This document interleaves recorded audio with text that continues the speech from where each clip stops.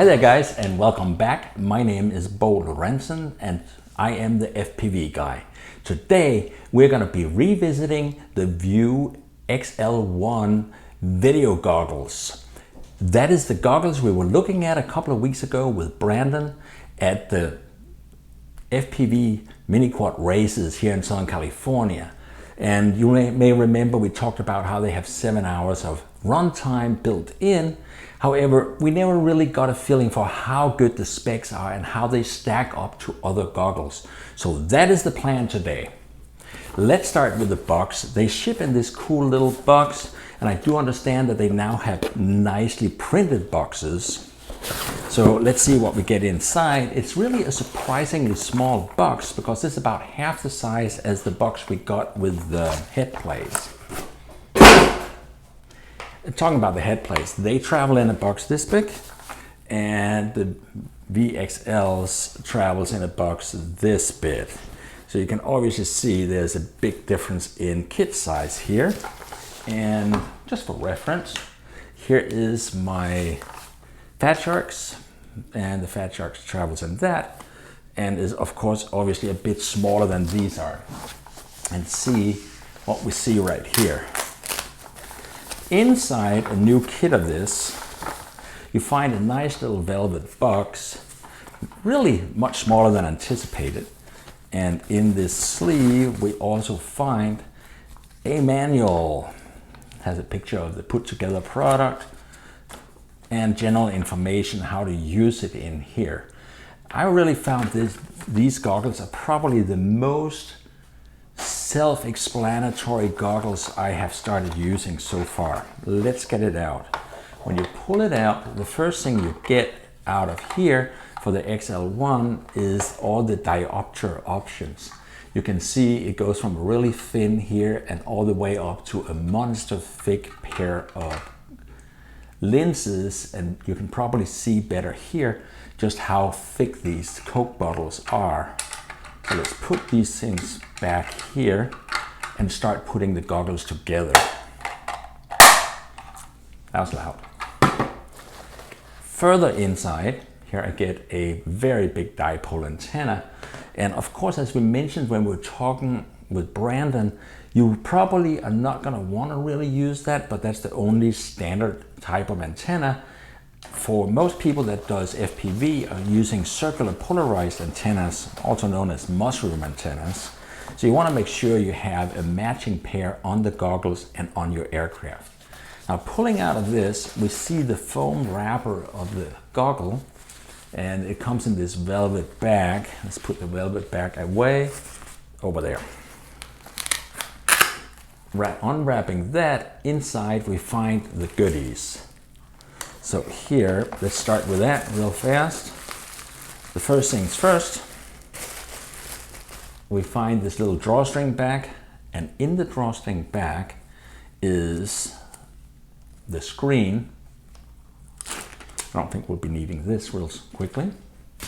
So we can take the little protected screen off. I don't know why they didn't get this in a black plastic, but that is really probably not going to affect anything because it emits light and you're not going to be seeing the black around it. So let's put this down. Before we move on, we'll take a look what's inside here in addition. That is empty, and we have a USB charging cable here to a mini micro whatever USB plug here. We have so many of these days that they probably didn't need to include it because I probably have 500 somewhere in the building. Comes with a screen cleaner. I don't know what we use that for, of course, except for maybe cleaning the screen. There's a little frequency card here that is printed, and Brandon was mentioning that can actually stick to the back of the screen so that you know how to get to which frequencies, and it also has the basic instructions for operating the 2 buttons. This pair of goggles only has 2 buttons. Finally, we have the wrapper, which is really the simplicity. But Brandon, as an industrial designer, really worked on this side in here. You can see how it has the click in. It is possible to also click the goggles in flat for transportation. And finally, it holds here the screen. So putting this together is incredibly easy. You basically just grab this, you can see the holes right here. You put it in, and it has like a flange going all the way around. So you just basically stick the flange through these holes and wrap it down, and here is your goggle. That is how easy it is to assemble it, and I really want to show this kind of cool feature. I figure only a hat person would have come up with that, but basically it has a clip on top. You see that right here? So you can actually attach this with a hat and wear it on your head. And I saw several guys flying using a hat. And of course, thank you, Brandon, for the cool hat. I like the logo on this. I'm going to be wearing it with this goggle. But so basically this is the only goggle I have seen that you can have the comfort of wearing a hat instead of a strap. But talking about straps, of course it comes with this monster strap here that plugs into on each side. It has a little snap here, so you can snap that in on both sides. There, snap. And then it also attaches on top. And now you have a traditional strap job. Let's get rid of that. I don't like that, and we won't need it today. There. So to finish up the install, now the interesting thing is you can actually use this without goggles in or without glass in, but we're going to go ahead and stick one of these in. So to do that, we're going to open this up here and here, and you can see how I'm kind of holding onto the monitor with my thumb. And the goggles then, or the glasses, fits down in the slot here. Push it down, you hear a click, and now they're installed. So now we're gonna just wrap these back down, and that is that. We have the goggles. The only thing we're missing to put on here is the antenna. Like I said, it comes with a dipole antenna that we could put on. And since all we're going to be doing today is going to be sitting right here, we're not going to need any antennas because there's so much radio signal that I'm just going to leave it off, and we should be able to get a closer look at this. You can kind of see how this is a bit high. That means your briefing is going to hit further down than the glasses up on top. They got a nice sticker on the side here too. This really, it's very, very simple, but the price is right. It's about $180 for that, or $200 for this one with the flight camera. And so to get this going, let's get my demo system from over here. I have a handy multicopter here. I picked this particular one for no other reason than it is having a nice clean video signal. So now we have video. To get going here, what we're going to do is on the back here, we're just going to simply slide that little switch, and you'll see the lights come on. And inside you will see now that we have video. That's how easy this is. Now, if this was not on, you would be able to, by pushing here, there's only one button left. You have seen the on and off button. The second button is the channel. So you can change between bands. By holding it down for a period, it shifts bands. By tapping it once, it's like auto search on your radio, and it's going to start zipping through radio channels for you until you find the video channel you're going to use. So hold it down to switch the band, or tap it to pop through frequencies or channels.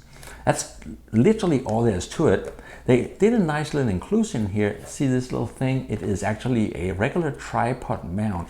So you can put this on top of a tripod mount if you like to have it standing on a stand, and you can look up and then put your eyes or face down to it to fly and look up to get contact with your aircraft. This is also wide enough that you can see my glasses fits in nicely here. So, and I interestingly find with these things here, I can use them, even though I'm nearsighted, I can use them both with and without the diopters. I'm not sure why. The same thing goes for the HeadPlays. With the Fresnel screen, I do not need my glasses like I normally would. So let's take a look at how much field of view do we actually get here. And to really test this, we're going to use the Brad. We haven't used the Brad for a while, so let's dig out Brad. Here we go. And let's get him ready here. We have to turn on the Brad recorder. The Brad is recording. We're not going to use these. This is the standard dominators, the standard definition dominators. What we are going to use, since we are looking at a $180 goggle, is we're going to start out by taking a look at the budget FatShark goggles. You can get them from Hobby King and many other places for about $200. And I love my FatSharks, but let's just be honest, these are the teleporters and they're kind of not that high end. Let's say they're very low end. So here's what we're gonna do. The Brad is here and the Brad is recording. So by taking this thing and putting it in front of the Brad, you'll see we can now see exactly how much video we are getting. Of course, that doesn't tell us a whole lot. So before we start with that, I created a little tool here, which I cut out to make room for the Brad's sizable nose. But what it has is a series of degree marks. And then I cut some paper to carry them up so we can see in the picture how much field of view we are getting. So the first thing we're going to do is simply put this right in front of the Brad and try to get the yellow arrow right to the middle. And as you can see, what we're getting here is about 110 degrees field of view from the Brad cam. So now we have that shot, and what we're going to do is remove this, because now we have a way of measuring what we are seeing. Now what we're going to do is grab and power these. So this is the budget FatSharks, and I'm going to get this strap out of the way, so we should be able to. All right, can you guys see that? Let's see. That is not easy to see, but there you go. So that's the field of view and the size, in other words, the size screen you get in a budget goggle. And keep in mind, there's still a benefit to this because it's a very easy to travel with goggle. It's small, it's compact, and of course, it uses standard batteries or the FatShark ones. Now, that's $200 worth of goggle. Let's take a quick look at the other FatShark. This is the one I usually use, and we're going to plug it in. And hopefully this should be a bigger, nicer screen. There, we got signal. I can tell you right now, this is of course a much bigger, much nicer screen. You get what you pay for. And there we go. There, just like that. Now you're looking at the Dominator HD version 1, which is the bigger screen from FatShark. And it's really, some people doesn't like it that big. However, personally, I find it's a wonderful screen to fly with. So that's what we're getting for about $500. So taking this off, next, we're gonna take a look at the VX1 goggle. Let's get that in front here. And if you see what I see, you should be seeing a fairly large representation on the screen here. And to make this a little easier to check out for yourself, I'm going to put together some images with a capture of each of the diopters and put them on my website at fpvguide.com so that you can see what the different diopters look like and also how this compares to FatShark and the HeadPlays. So now this is the standard thing. We can quite easily pop this open and replace it with a larger diopter. But here's what I've already kind of figured out. The difference between these diopters from 0 to the biggest Coke bottles are mostly like diopters. They're not changing the magnification a whole lot. And it goes from about 45 degrees field of view to about 50 degrees field of view on our scale. For demonstration here, we're gonna yank out the monster HeadPlay. There we go. There, we got picture. And that thing is actually not gonna work as good with the Brad because the nose guard tends to get in the way.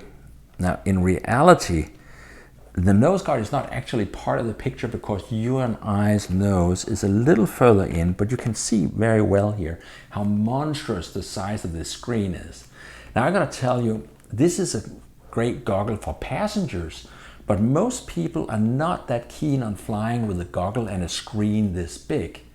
Still, it is a wonderful screen and a very large screen, and you can also display HD on it. So this is a really different goggle for about $250, $280. There, let's take this off. There we go. So having made this quick comparison here, we're learning a couple of things real quickly. Most importantly, we found out that at about 45 to 50 degrees, this thing is a little bit wider than the biggest screen from FatShark. However, it's a lot smaller than the HeadPlays. Now that puts it in a really nice, comfortable size screen area for people that flies FPV. Because it's not too big, you can actually see the entire image while you're flying. And at $180, quite frankly, this is a good price for this product. Now, we have another thing we're a little bit concerned about, that is lag. And I did a couple of different tests with this, and I found we cannot blame just the goggle, because it also turns out some of the video transmitters are also laggy or have delay in them. I'm not sure exactly what causes the delay, but I'm going to demonstrate. You guys wouldn't want it without. And for demonstrating this one, it's going to be easier to unwrap this and just have the screen. So hold on for a second. And if I put this screen in here, now you can see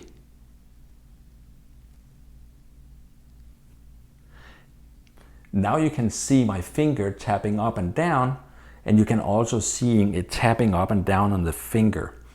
The most important thing we're learning right here is there is, of course, a little bit of delay. It's about 5/100ths of a second, which is really not very much, and it compares quite well to other goggles.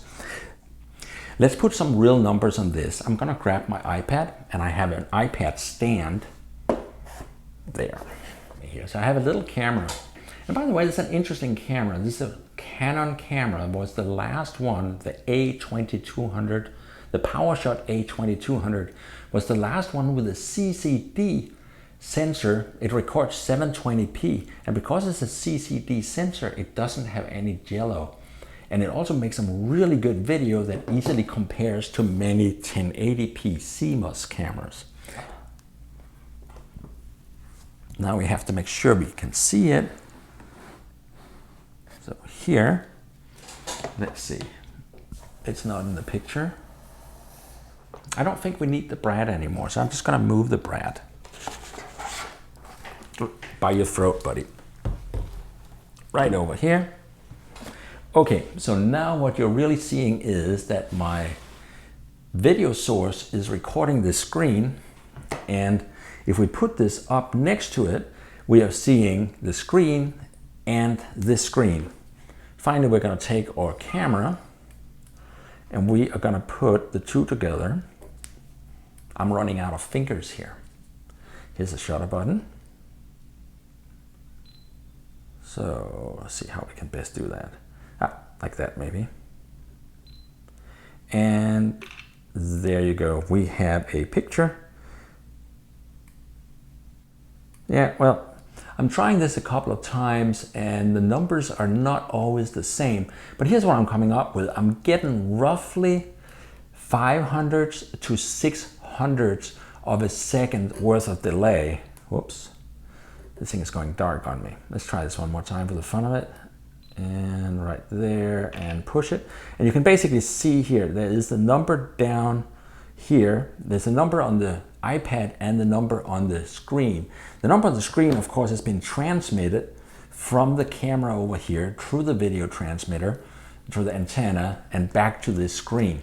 So that's how we know how much delay is in the system. I'm getting it to be 5/100ths to 600-700ths.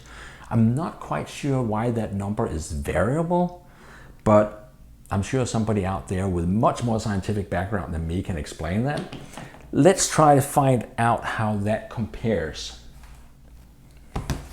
And just for reference, I can explain right now that 5/100ths of a second is honestly well within acceptable range for FPV. You also saw my little finger test. It basically means the response of the screen is fast enough that when I fly, I don't have to worry about what's coming at me, hitting me before I see the video.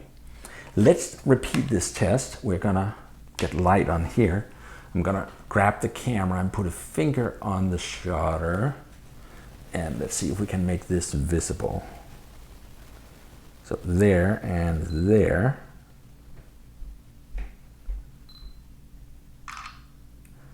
And we got another one. We are looking at, we're gonna repeat it.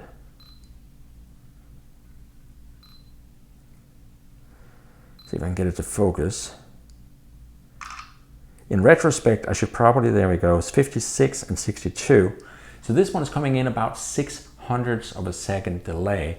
So very close to the same as the VX1 goggles.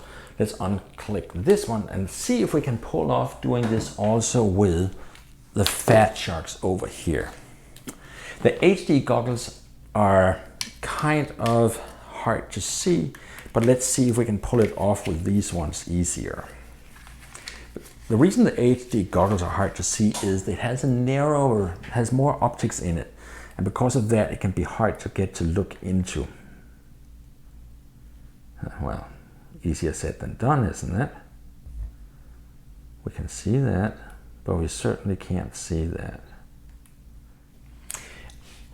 I'm just gonna put this down because I messed with this and I'm having a very hard time getting a really good shot. I do have a shot to show you that I took while testing the same thing a while ago with my FatShark goggles. And what you'll see is, again, we have about 6/100ths of a second's difference. What that tells us is that both the HeadPlay and the VX1 goggles are well within the same delay as the market leading goggles from FatShark. So that's really all we need to know about these goggles before we decide whether or not they are FPV worthy.